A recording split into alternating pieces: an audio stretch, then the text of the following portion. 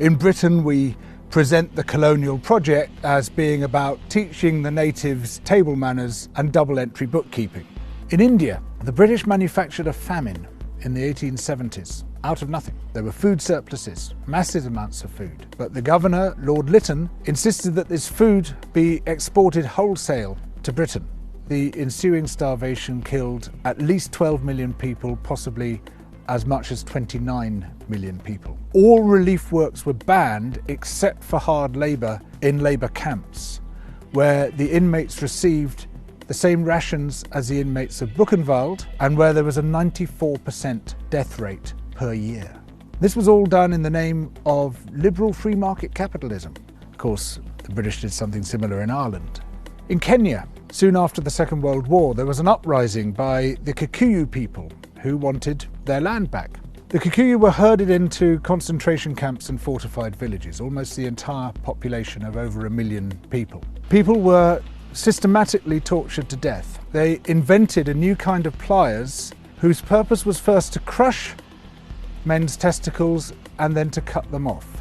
They raped women with bayonets. They raped men. Similarly, a favoured technique was to ram sand up the rectum with a stick.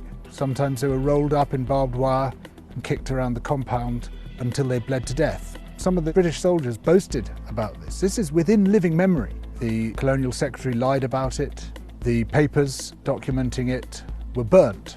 The impact of the rich and powerful nations has been so phenomenally murderous and destructive that it has been completely airbrushed from our national consciousness. In order to justify the land-grabbing colonial projects, you had to create an ideology. We, the Europeans or the Americans, have come to rescue the rest of the world from its depravity and backwardness. But in order to do that, you have to be able to demonstrate that the rest of the world is depraved and backward. From this arose the racism that is still with us today. It was a necessary component of the colonial project. Some people might claim, well, okay, we broke a few eggs to make this omelette. It's as if all those human beings were eggs. But look at the omelette. Isn't it fantastic? Look, we made this fantastic omelette. Forget about all that unpleasant stuff and let's just celebrate where we are.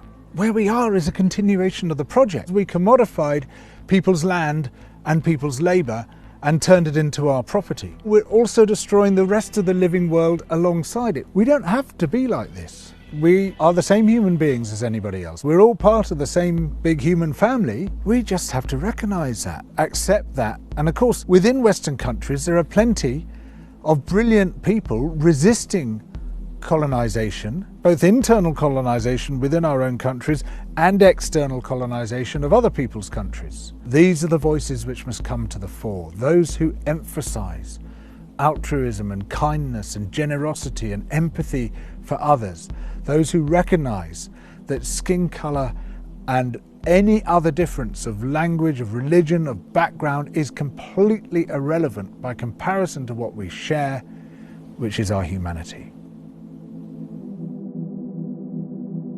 Now more than ever, we need alternatives to the billionaire media. We need people who are not afraid to confront wealth and power, who will speak truth to power, who will call out the things that wealth and power do to everyone else. So please support Double Down through Patreon. It's your support which will allow this alternative media to thrive.